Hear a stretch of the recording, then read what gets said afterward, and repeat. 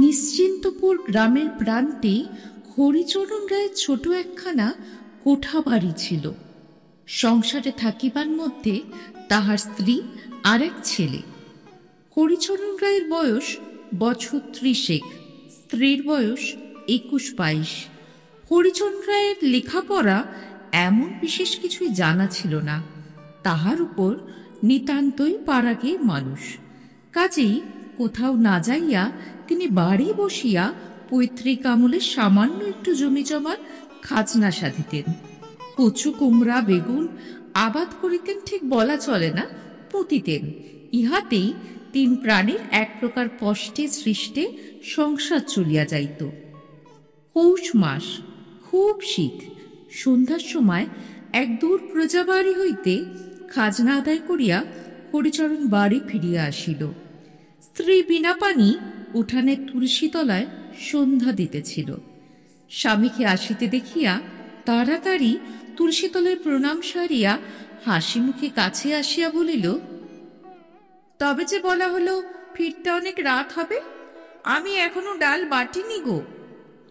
হরিচরণ হাতের পুটুলি নামাইতে নামাইতে বলিল, এলাম চলে, খাজনা তো 1 পয়সাও দেবে না, মিথ্যে হয়রান হওয়া।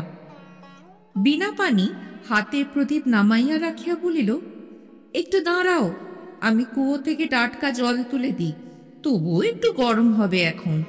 এবার যা শীত পড়ল, তাতে পুকুরের জলে আর কাজ চলবে না। হরিচরণের ছেলে নিপু বাবার গলার স্বর পাইয়া ঘরের মধ্য হইতে বাহির হইয়া আসিল। মাকে নিশ্চিন্ত মনে তুলসী তলার প্রদীপ দিতে দেখিয়া সে ঘরের মধ্যে তাকের হাঁড়ি হইতে আমসত্ব চুরির কাজে ব্যাপৃত ছিল। বাবার গলার স্বরে বুঝিল বিপক্ষ সজাগ হইয়াছে। সে ক্ষুণ্ণ মনে বাহির হইয়া আসিয়া বাবার বড় পুটুলিটা দেখিয়া হঠাৎ নিজের অসাফল্যের দুঃখটা ভুলিয়া গেল। বাবাকে সে একটু ভয় করিত। হঠাৎ কাছে না আসিয়া আঙুল দিয়া পুটুলিটা দেখাইয়া জিজ্ঞাসা করিল, কি বাবা এতে? হরিচরণ বলিল, হ্যাঁ রে, এই বাঁদর, এই শীতে একটা কিছু গায়ে দিতে নেই তোর? ওগো, নিপুর সেই দোলাইখানা কোথায় গেল? বিনাপানি জলের বালতি নামাইয়া বলিল, সেই বিকেল বেলা থেকে বলছি ছেলেকে, ও কি কারোর কথা শোনে? গায়ে দিয়ে দিল, গায়ে রাখবে না। ওই তো কাঠের আলনায় দোলাই রয়েছে। হরিচরণ বলিল, সে বেতখানা কোথায় গেল? নিপু প্রমাদ গনিয়া মার মুখের দিকে চাহিল। বিনাপানি বহিল, থাক গো, আজ আর কিছু বলো না। তারপর ছেলেকে কাছে টানিয়া বলিল, এবার ফের কিন্তু যেদিন। 1 ঘন্টা পরে দেখা গেল বিনাপানি রান্নাঘরে বসিয়া ডাল বাটিয়া কি একটা পিঠা তৈয়ারির জোগাড় করিতেছে। বাহিরের কনকনে শীত হইতে আত্মরক্ষা করিবার জন্য হরিচরণ উনানের পাশে বসিয়া তামাক টানিতেছে ও স্ত্রীর সহিত খোশগল্প করিয়া সমস্ত দিনের শ্রম নিবারণের চেষ্টা করিতেছে। নিপু ঘুমাইয়া পড়িয়াছে। বিনাপানি ভুলই শুনুক কি যাই হোক, স্বামী বাহির হইয়া যাইবার সময় সে শুনিয়াছিল তাহার ফিরিতে রাত হইবে, কাজে সে ডাল পূর্বে বাটা উচিত ছিল, তাহা সে এখন বাটিতে বসিয়াছে। ইহার পর কখন কি হইবে? বিনাপানি অত্যন্ত অপ্রতিভ হইয়া তাড়াতাড়ি বাটিতে লাগিল। হরিচরণ ভালো করিয়া 1 কলিকা তামাক সাজিতে সাজিতে বলিল, অত করে তাড়াতাড়ি করছিস কেন রে? না হয় একটু রাতই হবে এখন, এই তো সবে সন্ধে, শেষে আঙুল টাঙুল ঘেঁচে ফেলবি। নিতান্ত ঘরোই লোক হরিচরণের স্ত্রীর সহিত সম্ভাষণের রীতি এই রকমই। অবশ্য ছেলেপুলের সম্মুখে এবং বাহিরের লোকের কাছে সম্ভাষণের অন্য রীতি আছে। এটা নির্জনের একটু গাঢ় রকমের আদরের ডাক। বিনাপানি হাসিয়া বলিল, কেন, আঙুল কি রোজই ছেঁচি নাকি? বিনাপানি দেখিতে মন্দ নহে, রংটি খুব ফর্সা না হইলেও উজ্জ্বল শ্যামবর্ণ, মুখের গড়নটি বেশ সুন্দর, চোখ দুটিও ডাগর ডাগর। পাড়াগাঁয়ের গৃহস্থ বন্ধু কাজকর্মে থাকে বলিয়া শরীরেও বেশ নিটল স্বাস্থ্য। হরিচরণ তামাক টানিতে টানিতে বলিল, না সত্যি বউ, দেখ কতদিন ভাবছি একজোড়া ভালো রকম অনন্ত তোকে গড়িয়ে দেব, তা এই হবে করে, বুঝলি না? বিনা পানি একটুখানি হাসিয়া মুখ নিচু করিল। সে বিবাহের পর প্রথম শ্বশুর বাড়ি আসিয়া আজ 10 বৎসর ধরিয়া এ কথা শুনিয়া আসিতেছে। একজোড়া সোনার অনন্ত গড়াইয়া দেওয়া যে তাহার দরিদ্র স্বামীর পক্ষে কতটা অসম্ভব তাহা সে বুঝিত। স্বামীকে একটু ভুলাইবার জন্য সমদুঃখে বলিল, তা এবার তো হয়েও যেত, ওই সেটেলমেন্টের খরচা দিতেই তো অনেকটা বেরিয়ে গেল। হরিচরণের সামান্য যাহা কিছু জমি জমা ছিল, এবার সেটেলমেন্টের খরচ বাবদ তাহার তরুণ গভর্নমেন্টের লোককে 30 টাকা দিতে হইয়াছিল। সে কিন্তু স্ত্রীর কাছে ও যেসব লোককে জমি জমার ধার ধারে না, তাহাদের নিকট প্রচার করিয়া বেড়াইত যে তাহার পৈতৃক অনেক জমি লোকে ফাঁকি দিয়া খাইত। এখন সেটেলমেন্টে সেগুলো সে ফিরিয়া পাইয়াছে। প্রায় শতাবধি টাকা এজন্য তাহাকে খরচ দিতে হইয়াছে। সেটেলমেন্টের ক্যাম্পে তাহার খুব খাতির হইয়াছে ইত্যাদি। স্ত্রীর চোখে বড় হইতে সকলেই চাহে। স্ত্রীর মুখে সেটেলমেন্টের কথা শুনিয়া হরিচরণ আরম্ভ করিল, দেখ সেদিন তো ক্যাম্পে গেলাম, আমাদের গায়ে অনেক সব বড় বড় হুঁটেকে জিজ্ঞাসা করলে না কানুন গো। আমি যেতে মাত্রই কানুন গো একেবারে চেয়ার ছেড়ে উঠে দাঁড়ালো, বললে, আসুন জমিদার মশাই আসুন। 7 বেডের তরুণ সেই জমার যে কাগজপত্র গোলমাল হয়েছিল, বুঝলি তো, তা বলতেই কানুন গো মুহূর্তে সব বুকে উঠল। বললে, রায় মশাই, আমি না থাকলেই এরা সব গোলমাল করে ফেলে, আপনি বসুন, আমি বন্দোবস্ত করে দিচ্ছি। সে খাতির কি? স্ত্রীর ডাগর চোখে প্রশংসমান দৃষ্টিতে উৎসাহিত হইয়া হরিচরণ অধিকতর ভিত্তিহীন কি একটা ফাঁদিতে যাইতেছিল। এমন সময় তাহাদের বাহিরের বাড়ির সদর দরজায় কে যেন ঘা দিতেছে শোনা গেল। বিনা পানি বলিল, ওগো, দরজায় কি যেন ঘা দেয়। হরিচরণ বলিল, কই না তো, এত রাত্রে কে ঘা দেবে? সঙ্গে সঙ্গে পুনরায় আঘাতের শব্দ ও কার গলার আওয়াজ পাওয়া গেল। বিনা পানি বলিল, ওই যে কে ডাকছে, দেখো না একবার। হরিচরণ শঙ্কিত হইল। পূর্বেও সে আঘাতের শব্দ সে না শুনিয়াছিল এমন নহে, কিন্তু এই শুনিতে না পাওয়ার ভান করিবার মূলে একটু প্রত্নতত্ত্ব নিহিত আছে। আজ 3 বৎসর পূর্বে ঠিক এই পৌষ মাসেই সে রামনারায়ণপুরের হাটে এক কাবুলি আলোয়ান বিক্রেতার নিকট ধারে 10 টাকা মূল্যের একটা আলোয়ান খরিদ করিয়াছিল। হতভাগ্য কাবুলিওয়ালা 2 বৎসর যাবৎ হাঁটাহাঁটি করিয়াও এ পর্যন্ত টাকা পাওয়া তো দূরের কথা, হরিচরণের সাক্ষাৎ পর্যন্ত পায় নাই। হরিচরণ শঙ্কিত চিত্তে সামনের উঠোনে গেল। সেই কাবুলিওয়ালাটা এত রাত্রে আসে নাই তো? বিচিত্র কি, সঙ্গে কি সে তাহার 2-1 দেশভ্রাতাদের আনিয়াছে? তাহা হইলে উপায়। সন্তর্পণে বাহির বাটির দরজার নিকট যাইতে যাইতে হরিচরণ শুনিতে পাইল, দরজার বাহির হইতে বাংলায় কি উচ্চস্বরে বলিতেছে, রায়মশাই কি বাড়ি আছেন? যাক, বাঁচা গেল, তাহা হইলে কাবুলিওয়ালাটা নয়। হরিচরণ খিল খুলিয়া দিল, দেখিল বাহিরে একজন অপরিচিত ভদ্রবেশী প্রৌঢ় দাঁড়াইয়া। প্রৌঢ় জিজ্ঞাসা করিলেন, এইটি কি হরিচরণ রায় মহাশয়ের বাড়ি? হরিচরণ বলিল, আজ্ঞে, আমারই নাম। প্রৌঢ় বলিল, তা বেশ, বড় সন্তুষ্ট হলাম। আমি আসছি কলকাতা থেকে, এই ট্রেনেই আসছি। তোমার শ্বশুর রামজীবন বাবু আমার একজন ঘনিষ্ঠ বন্ধু ছিলেন, তার ওখানে একসময় আমার খুব যাতায়াত ছিল, তবে এখন আমি বাইরে বাইরে থাকি, এই জন্য ততটা। তা বেশ বেশ, বড় সন্তুষ্ট হলাম বাবা জীবনকে দেখে। বিনা এখানেই আছে তো? হরিচরণ বলিল, আগে হ্যাঁ, তা আসুন বাড়ির মধ্যে। মুখে অভ্যর্থনা করিলেও মনে মনে সে অত্যন্ত চটিয়া গেল। দিব্য শীতের রাত্রে স্ত্রীর সহিত গল্প জমাইয়া আনিয়াছিল তা নয়, এখন আবার রাঁধো ভাত, নিয়ে এসো জল খাবার, কোথায় বা পিঠা আর কোথায় বা কি। শ্বশুরগিরি ফলাবার আর সময় পেলেন না। এর চেয়ে সে কাবুলিওয়ালাও যে ছিল ভালো। না, এইসব দুর্বৃত্তের জন্য দুনিয়ায় আর সুখ শান্তি নাই। প্রৌঢ় বলিলেন, বাবাজি, তোমার শ্বশুরের সঙ্গে আমার হরিহর আত্মা ছিল। আমার নাম শুনেছ কিনা জানি না, আমার নাম কৃষ্ণলাল গাঙ্গুলি। ছেলেবেলা থেকে বন্ধুত্ব, তার ছেলে পেলে সব আমার কোলে পিঠে মানুষ। তোমার যখন বিয়ে হয় তখন আমি লাহোরে চাকরি করি, কাজেই আসতে পারিনি। আহা, ছোকরা অল্প বয়সে মারা গেল, সবই ভবিতব্য। হরিচরণের বাড়ির দালান ছিল নিতান্ত ছোট, পৈতৃক আমলের বাড়ি, অনেকদিন মেরামত হয় নাই। জানালার কবাট খুলিয়া পড়িয়াছে, কোনো কোনোটি নারিকেলের ছোবড়ার দড়ি দিয়া গড়াদের সহিত বাঁধা। হরিচরণ কৃষ্ণলাল বাবুকে দালানে একটা ছোট টুলের উপর বসাইয়া বলিল, বসুন, আমি বাড়ির মধ্যে বলি। কৃষ্ণলাল বাবু বসিয়া দেখিলেন দালানের দরজা জানালা একটাও ভালো অবস্থায় নাই। সবগুলির ফাঁক দিয়ায় হুহু করিয়া হিম আসিতেছে। বন্ধুর এ কন্যাটি সকলের ছোট।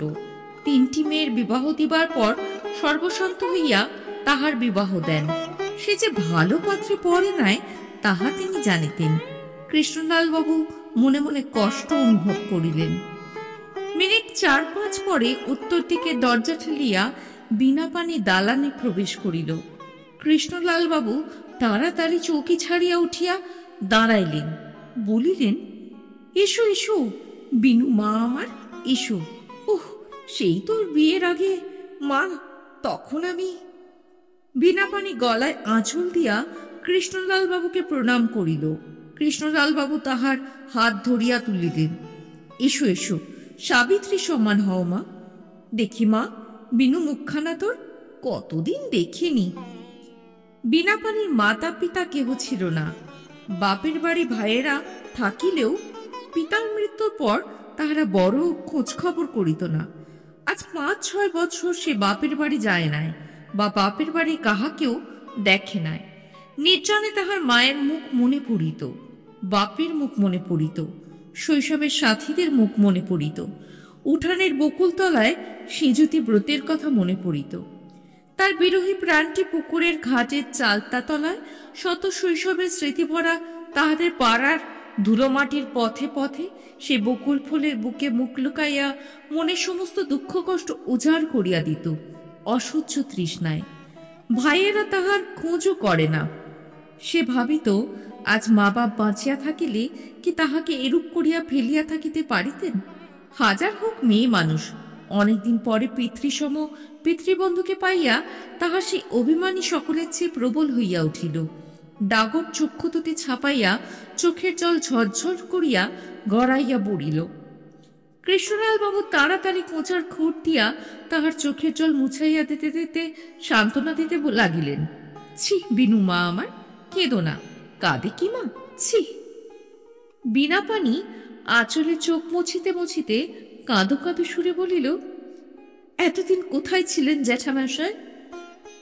আমি তো লাহোরে ছিলাম অনেকদিন, তারপর দেশে এসে সব শুনলাম। তোর বিয়ের সময়ও আমি চিঠি পেয়েছিলাম বটে, কিন্তু আসতে পারলাম না, বড় জরুরি কাজ পড়ে গেল। এই তো সেদিনকার কথা। নরুদা ভালো আছে জ্যাঠামশাই? নরু ভালো আছে, পড়ছে, এবার বিয়ে পরীক্ষা দেবে। আমার কথা বলে নরুদা? বলে না মা, খুব বলে। তার নিজের বোন নেই, তোকেই বোনের মতো ছেলেবেলা থেকে জানে। ছেলেবেলা খেলা হতে হতে তুই একবার ঝগড়া করে নড়ের মুখে আঁচড়ে দিয়েছিলি, তোর মনে আছে বিনু? বিনাপানি একটুখানি হাসিল, সঙ্গে সঙ্গে কিন্তু শৈশবের সাথী নরুদার কথা মনে পড়ায় তার চোখের পাতা পুনর্বার অশ্রুসিক্ত হইয়া উঠিল। বলিল, নরুদা আমায় একবারটি দেখতে আসে না কেন জ্যাঠামশাই? আপনি কি একবার পাঠিয়ে দেবেন? কৃষ্ণলাল বাবু বলিলেন, দেব বই কি মা, দেব, তবে এখন তো আসতে পারবে না। এবার যে তার পরীক্ষা কি না, বিয়ে পরীক্ষা হয়ে গেলে তখন তোকে একবার দেখে যাবে, বলে দেব। বিনাপানির মনে পড়িল রাত হইয়াছে, জ্যাঠামশাইয়ের আহার আদির বন্দোবস্ত তো করিতে হইবে। সে বলিল, আপনি বসুন জ্যাঠামশাই। কৃষ্ণলাল বাবু শশব ব্যস্তে প্রায় চৌকি হইতে উঠিয়া পড়িয়া বলিলেন, শোন মা শোন, আমার জন্য এত রাত্রে কিছু রাত্রে টাটতে হবে না, আমি রাত্রে বরং। বিনাপারি ঘাড় বাঁকাইয়া জননীর মতো শাসনের সুরে বলিল, আচ্ছা সে হবে, বসুন জ্যাঠামশাই, আমি সে বুঝব। কৃষ্ণলাল বাবু হতাশ হইয়া বসিয়া পড়িলেন। বিনাপানের বড় ইচ্ছা হইল জ্যাঠামশাইকে শীতের রাত্রে গরম গরম লুচি ভাজিয়া খাওয়ার, কিন্তু পয়সা কই, তাহাতে এখনই তো প্রায় 1 টাকা খরচ। সংসারে অসচ্ছলতা সে কতদূর আছে তাহা তো জানে। সে রান্নাঘরে গিয়া দেখিল স্বামী উনুনের পারে বসিয়া আপন মনে তামাক টানিতেছে। স্ত্রীকে দেখিয়ে হরিচরণ বলিল, তা কি ভাতটা তো আবার রাঁধতে হবে। বিনাপানি বলিল, একটা কথা বলি, রাখবে? জ্যাঠামশাইয়ের বয়স হয়েছে, আমার কাছে এসেছেন, এ সময় যদি একটু সেবা যত্ন করতে না পারবো তবে মেয়ে জন্ম মিথ্যে নিয়েছিলাম। আমি ভাবছি জ্যাঠামশাইকে খান কতক লুচি ভেজে দিই। তুমি তোমার সেটেলমেন্টের টাকা থেকে একটা টাকা নিয়ে গিয়ে বিপিনের দোকান থেকে জিনিস কিনে নিয়ে এসো না, আনবে? হরিচরণ কিছু পূর্বে স্ত্রীর নিকট যে জমিদারগিরির আস্ফালন করিয়াছিল, আসন্ন বিপদের মুখে সে কথা ভুলিয়া গেল। মাথা চুলকাইতে চুলকাইতে বলিল, তা তো আনলে ভালোই হতো, মানে আনা তো কিছু উচিত ছিল, কিন্তু হয়েছে কি, এই 24-এর মধ্যে টাকা দাখিল না করলে আবার সার্টিফিকেট জারি হবে, ওই যা জোগাড় করা আছে তা থেকে। বিনাপানি উপায় ঠাউরাইয়া রাখিয়াছিল, বলিল, তুমি তার জন্য ভেবো না, আমার কানের ঘেঁদা ভালো হয়নি, মাকড়ি পড়তে বড় ব্যথা হয়, আজই খুলে রাখতাম, তা নিপুর জন্মবার বলে খুলিনি। তুমি ওই থেকে টাকা নিয়ে যাও, কাল সকালে বরং মাকড়ি বাধা দিয়ে 2 টাকা আর কোথাও পাবো না, মাকড়ি তো সেই খুলতেই হবে। ইহার পর আর কোনো প্রতিবাদ করা ভালো দেখায় না বলিয়া হরিচরণ বলিল, তবে একটা বাটি দাও, ঘিটা আনতে হবে, যাই দেখি। হরিচরণ চলিয়া গেলে বিনাপানি দালানে গিয়া দেখিল কৃষ্ণলাল বাবু চামড়ার ব্যাগ খুলিয়া কিসব জিনিসপত্র বাহির করিতেছেন। তাহাকে দেখিয়া বলিলেন, মা বিনু, শোন, এদিকে আয়, আমার একটা স্বাদ তোকে পুরোতে হবে মা। বিনাপানি হাসিয়া বলিল, কি জ্যাঠামশাই, তুই ছেলেবেলায় আমার কাছে বসে আমার জল খাবার থেকে খাবার তুলে খেতিস, তোর মনে আছে? আমি কলকাতা থেকে খাবার এনেছি ব্যাগে করে, তোকে ছেলেবেলার মতো খাওয়াবো বলে। আয় এখানে বস, তোকে কতদিন খাওয়াইনি, তখন এইসব খাবার খেতে তুই খুব ভালোবাসতিস, তোর মনে আছে? আয় মা, এখানে বস দেখি। জ্যাঠামশাইয়ের কথা শুনিয়া বিনাপানের খুব আমোদ অনুভব হইল। সঙ্গে সঙ্গে মনে হইল, বাপ জ্যাঠা ভিন্ন কি মেয়ের কষ্ট কেউ বোঝে? সে খাইতে ভালোবাসে সত্য, কিন্তু সেজন্য এখানে তো কেউ কোনোদিন তাহাকে আদর করিয়া ভালো কিছু খাইতে দেয় না। পূর্বে তো তাহার শ্বশুর শাশুড়ি বর্তমান ছিলেন, আর জ্যাঠামশাই আজ কলিকাতা হইতে ব্যাগে বহিয়া খাবার আনিয়াছেন তাহাকে খাওয়াইবার জন্য। শুধু যত্ন ও স্নেহদান করিতে করিতে তাহার মনটি যে গৃহিণী ও জননীর প্রবীণত্বে উপনীত হইতেছিল, আজ এই প্রৌঢ়ের সংস্পর্শে তাহার সে মনটি আবার 10 বছরের ছোট মেয়ের মতো হইয়া গেল। তাহার পর তার ঘুমন্ত খোকা নিপুর কথা মনে পড়িল, সেও খাবার খাইতে ভালোবাসে। এই পর্যন্ত জ্যাঠামশাই নিপুর কথা কিছু বলেন নাই, বোধহয় তাহার কথা তিনি জানেন না, জানিলে নিশ্চয় তাহার কথা জিজ্ঞাসা করিতেন।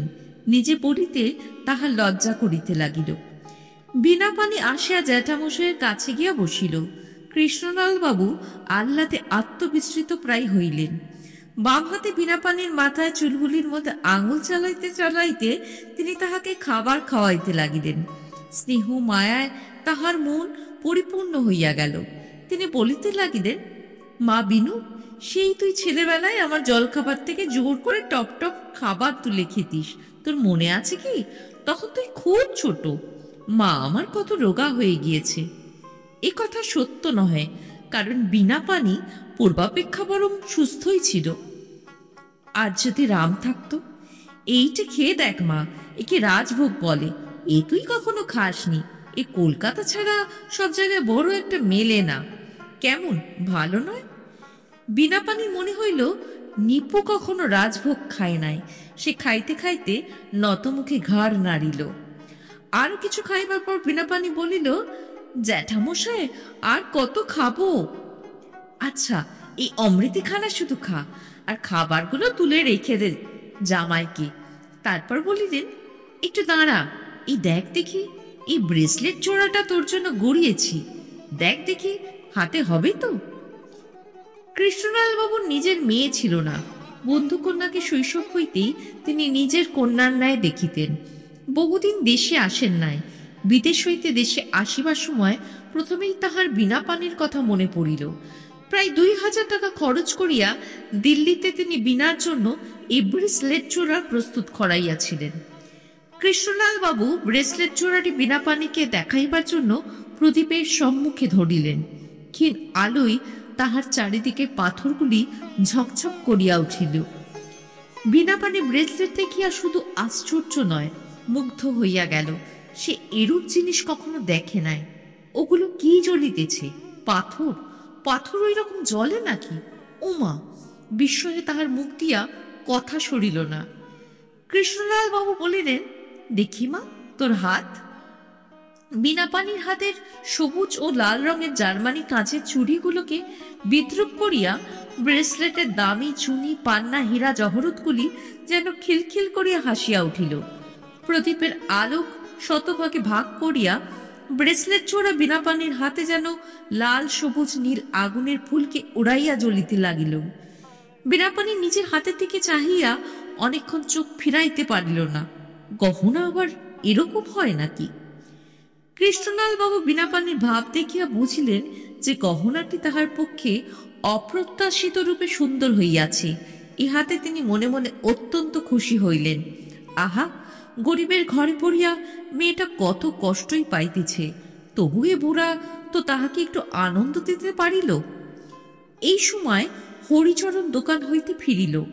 দালানের বাহিরে তাহার আসিবার শব্দ শুনিয়া বিনা পানি দালান হইতে সরিয়া গেল। একটু পরে সে যখন রান্নাঘরে লুচি ভাজিতে বসিয়াছে, হরিচরণ সেখানে আসিলে বিনা পানি হাসিতে হাসিতে বলিল, আজ কি দেখাবো বলে দেখি? কৃষ্ণলাল বাবু হরিচরণকে গহনা সম্বন্ধে কোনো কথা বলেন নাই, কারণ বলা তাহার পক্ষে একটু অশোভন হইত।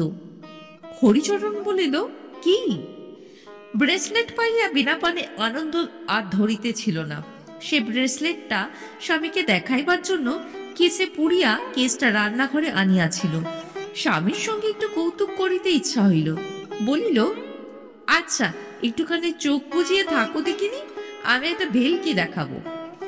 হরিচরণ বলিল, কি শুনি? বিনা পানি বলিল, আচ্ছা বোঝাও না একটু চোখ, দেখাচ্ছি। আমি পিছন ফিরছি, কি দেখাবে দেখাও। বিনা পানি কেস করিয়া নিজের হাতে পড়িল। তারপর হাসি মুখে বলিল, চেয়ে দেখো এদিকে। হরিচরণ হঠাৎ চাহিয়া দেখিতেই যেন চমকাইয়া উঠিল। বলিল, কি ও? বিনা পানি বলিল, কি বলো দেখি। হরিচরণ নিচু হইয়া স্ত্রীর হাতের উপর ঝুঁকিয়া পড়িয়া দেখিতে লাগিল। সেও দরিদ্র সন্তান, এরকম জিনিস কখনো দেখে নাই। হা করিয়া অনেকক্ষণ ব্রেসলেট জোড়ার দিকে তাকিয়া রহিল। বিনা পানি সকৌতুকে বলিল, কোথায় পেলাম বলো দেখি। হরিচরণ বলিল, উনি দিলেন বুঝি, দেখি। তাহার পর ব্রেসলেটের পাথরগুলির উপর সন্দিগ্ধভাবে হাত বোলাইতে বোলাইতে বলিল, এইগুলো বোধহয় কাজ। এরকম কাজ বসানো আংটি তো দেখেছি, কলকাতা থেকে হরিগাঁয়ের মেলায় বিক্রি করতে আনে, এর দাম বেশি নয়। বিনা পানি বিজ্ঞ জহুরির মতো মুখখানা গম্ভীর করিয়া বলিল, হ্যাঁ কাঁচ, এসব পাথর, খুব দামি পাথর। হরিচরণ বলিল, তুই কি করে জানলি পাথর? তুই পাথর চিনিস? বিনা পানি মুখ হইতে বিজ্ঞতার বোঝা ভালো করিয়া না নামাইয়ে বলিল, জ্যাঠামশাই বললেন যে। হরিচরণ ব্রেসলেট জোড়া ঘুরাইয়া ফিরাইয়া ভালো করিয়া দেখিল। তারপর বলিল, তা যদি হয় তাহলেও এর দাম 300 টাকার 1 পয়সা বেশি নয়। বিনা পানি সন্দিগ্ধ সুরে বলিল, তুমি কি করে বুঝলে? জ্যাঠামশাই যে বললেন পাথরগুলোর দাম খুব বেশি। হরিচরণ বলিল, ওই রকমই হবে, 300 না হোক 350 হলো, তার বেশি আর কত হবে? আজকাল পাথরের দাম কি, আর পাথরেই তো সব জায়গা ছেয়ে ফেলেছে, সোনার ওতে কতটুকু আছে? বিনা পানির এ কথা বিশ্বাস হইল না। একজোড়া অনন্ত গড়াইতে সে শুনিয়াছে 500 টাকার বেশি পড়ে, আর একজোড়া দামি পাথর বসানো ব্রেসলেট যে 300 টাকায় হইবে, ইহা তাহার আদৌ সম্ভব বলিয়া মনে হইল না। রাত্রি বেশি হইবার ভয়ে বিনা পানি খুব শীঘ্র শীঘ্র খাবার প্রস্তুত করিয়া ফেলিল। তারপর জ্যাঠামশাইকে ও স্বামীকে খাওয়াইয়া নিজে খাইয়া শুইতে গেল। পরদিন ভোরে জ্যাঠামশাই নিপুকে দেখিয়া অত্যন্ত আশ্চর্য হইলেন। সেদিনকার বিনু, তাহার ছেলে অত বড় হইয়াছে। সমস্ত সকাল নিপুর সঙ্গ ছাড়া হইলেন না, দুঃখ করিতে লাগিলেন। বিনুমার খোকা হইয়াছে জানিলে তিনি তাহার জন্য একটা চেন গড়াইয়া আনিতেন। কলিকাতায় কৃষ্ণলাল বাবুর জরুরি কাজ, দুপুরে ট্রেনে রওনা হইবার ইচ্ছা থাকিলেও বিনা পানির চোখে জল এড়াইতে না পারিয়া তিনি বৈকাল পর্যন্ত রহিয়া গেলেন। সন্ধ্যার পূর্বে হরিচরণ তাহাকে স্টেশনে পৌঁছাইয়া দিতে গেল। 7-8 দিন হইয়া গেল। বিনা পানি ব্রেসলেট জোড়া মাত্র বৈকালে কিছুক্ষণের জন্য পড়িত। অন্য সময়ে বাসন মাজা, উঠোন ঝাঁট, রান্না বান্না করা, ইহার মধ্যে কখন সে ব্রেসলেট পরে? ব্রেসলেট জোড়া তাহার কাছে যেন নিত্য নতুন ঠেকিত। প্রদীপের মৃদু আলোয় নীল লাল সবুজ আলো যখন ব্রেসলেটের গা হইতে ঠিকরাইয়া পড়িত, বিনা পানির মুগ্ধ দৃষ্টিতে তাহার দিকে চাহিয়া থাকিত। তাহার উজ্জ্বল শ্যামবর্ণ সুগঠিত হাত দুটিতে ব্রেসলেট জোড়াটি বড় সুন্দর মানাইয়াছিল। হরিচরণ একদিন রাত্রে খাইতে বসিয়া বলিল, বউ, তোর হাতে বড় সুন্দর দেখাচ্ছে কিন্তু। বিনা পানির মুখ লজ্জায় ও আনন্দে রাঙা হইয়া উঠিল। 7-8 দিন পরে মাঘ মাসের মাঝামাঝি রায়বাড়িতে একটা বড় নিমন্ত্রণ উপস্থিত হইল। বিনা পানির অনেক দিনের একখানা জরিপার কাপড় তরঙ্গের ভিতর তোলা ছিল। নিমন্ত্রণ আমন্ত্রণে ওই কাপড়খানা সে বাহির করিয়া পড়িত। হরিচরণ মুখে যতই আস্ফালন করুক, স্ত্রীকে ভালো কাপড় কিনিয়া দিবার ক্ষমতা তাহার ছিল না। অত্যন্ত পুরাতন হইলেও বিনা পানি কাপড়খানাকে অতি যত্নের সহিত ব্যবহার করিত। এই নিমন্ত্রণে যাইবার সময় কাপড়খানা সে বাহির করিয়া পড়িল ও মেয়ে মহলে দিগ্বিজয়ের লোভ সামলাইতে না পারিয়া ব্রেসলেট জোড়াও হাতে পড়িয়া খাইতে গেল। তাহার ইচ্ছা নিজেকে লোকের চোখে বড় করা। আমাদের দেশের শিক্ষিত পুরুষদের জ্ঞান ও বিদ্যা আছে, তাহারা লোক সমাজে তাহাই দেখাইয়া বেড়ান, কিন্তু বেচারি মেয়েদের সে সম্বল নাই, কাজে তাহারা শুধু গয়না দেখাইয়া বড় হইতে চাহে। সন্ধ্যার একটু পরে বিনা পানির নিমন্ত্রণ হইতে ফিরিয়া আসিল। একাদশী জ্যোৎস্না অল্প অল্প উঠিয়াছে। বাড়িতে কেহ নাই। নিপুকে রায়গৃহিণী ভালোবাসিতেন, রাত্রের জন্য তাহাকে রাখিয়া দিয়াছেন, সকালে লোক দিয়া পাঠাইয়া দিবেন। বিনা পানি ভাবিল, স্বামী এখনো বাড়ি আসেন নাই, ততক্ষণ গা ধুইয়া ও কাপড়খানা কাচিয়া আসিয়া রান্না চড়াইয়া দিবে। পুকুরের ঘাটে যাইবার সময় দেখিল বাগানের বেড়ার উপরে বসিয়া স্বামী কি কাজ করিতেছেন। গা হাত ধুইয়া পুকুর হইতে উঠিবার সময় সে দেখিল স্বামীর বেড়ার ধারে নাই, বোধহয় উঠিয়া বাড়ি গিয়া হাত পা ধুইতেছেন। বাড়ি আসিয়া দেখিল দুয়ার যেমন তেমনই তালা লাগানো আছে, স্বামী বাড়ি নাই। ভাবিল বোধহয় পাড়ায় কোথাও বেড়াইতে গিয়াছেন। জলের ঘড়া দালানের মুখে নামাইয়া সে ঘড়ার জলে হাত পা ধুইয়া রকে উঠিল। কুলুঙ্গি হইতে চাবি লইয়া ঘর খুলিল, তারপর শুকনো কাপড় পরিয়া প্রদীপ জ্বালিল। জলের ঘড়া বাহির হইতে আনিয়া ভিতর হইতে দালানের দোর বন্ধ করিয়া রান্নাঘরে যাইবে, এমন সময় তাহার ব্রেসলেটের বাক্সের কথা মনে পড়িল। নিমন্ত্রণ খাইয়া আসিয়া ব্রেসলেট খুলিয়া কেশসূত্র গহনা দালানের উপর রাখিয়াছিল। তুলিয়া রাখিবার জন্য সেখানে গিয়া বিনা পানি দেখিল ব্রেসলেটের কেস দালানে নাই। ভাবিল তবে কি নিচে পড়িয়া গেল? আলো ধরিয়া দেখিল সেখানেও নাই। বিনা পানির মুখ ভয় নীল বর্ণ হইয়া গেল। পরক্ষণে মনে হইল বোধহয় স্বামী ঘরে আসিয়া জিনিসটা অসাবধানে পড়িয়া থাকিতে দেখিয়া বাক্সের মধ্যে রাখিয়া দিয়া থাকিবেন। তাহার নিজের তোরঙ্গের চাবি নিজের কাছে, স্বামীর নিজস্ব একটা তোরঙ্গ ছিল, তাহার চাবি ছিল না। সেটা খুলিয়া দেখিল তাহাতেও নাই। এ কুলুঙ্গি সে কুলুঙ্গি খুঁজিল, বাক্সের উপর নিচে দেখিল, ঘরের কোণে খুঁজিল, কোথাও নাই। গরিবের গৃহস্থালী, বাক্স প্যাঁটরার সংখ্যা অত্যন্ত অল্প, যাহা ছিল তাহার কোথাও ব্রেসলেটের কেস খুঁজিয়া পাইল না। বীণাপাণি ভয়ে আড়ষ্ট হইয়া উঠিল। তাহা হইলে অন্য কেউ কি ঘরে ঢুকিয়া চুরি করিল? সে কথা ভাবিতেও পারিতেছিল না। ভাবিতেই তাহার বুক কেমন আড়ষ্ট হইয়া যাইতে লাগিল। চুরি গিয়াছে এ কথা আমল না দিয়া সে মনে মনে ভাবিতে লাগিল, তবে কি তাহার স্বামী কৌতুক দেখিবার জন্য গহনার বাক্স লুকাইয়া রাখিয়াছেন? নিশ্চয় তাই, নতুবা আর কে লইতে পারে। হরিচরণের সেদিন বাড়ি ফেরিতে বেশ বিলম্ব হইল। সে কোনোদিন এত রাত করিয়া ফিরে না। যখন ফিরিয়া আসিল তখন রাত অনেক। তাহার এক হাঁটু ধুলি কাদা, যেন অনেক রাস্তা হাঁটিয়া আসিয়াছে। হরিচরণ ঢুকিয়াই বলিল, ওহ, আজ যা ঘোরাঘুরি হলো! সে বেলা 2টোর সময় 2টি নেমন্তন্ন গিলেই বেরিয়েছে, আর অনবরত ঘুরছি। তা তুমি এসেছ কখন? বীণাপাণি স্বামীর কথা শুনিয়া হাসিয়া ফেলিল, বলিল, আহা, আমি বুঝি কিছু বুঝতে পারিনি? কচি খুকি কিনা, সে তুমি বের হয়ে গেলেই আমি ধরেছি। হরিচরণের মুখ হঠাৎ একেবারে কাগজের মতো সাদা হইয়া গেল। একটু পরেই সে কথা বলিল বটে, কিন্তু সে যেন অনেক চেষ্টা করিয়া। কি বলো দেখি? সত্যি বলছি, আমি তো বাড়ি ছিলাম না। আমি সেই 2টোর সময় চলে গেছি খাজনা আদায় করতে। তুই কিসের কথা বলছিস? তাহার স্বরে লেশমাত্র কৌতুকের আভাস ছিল না। বীণাপাণি স্বামীর কথায় ও চোখ মুখের ভাবে চিন্তিত হইল।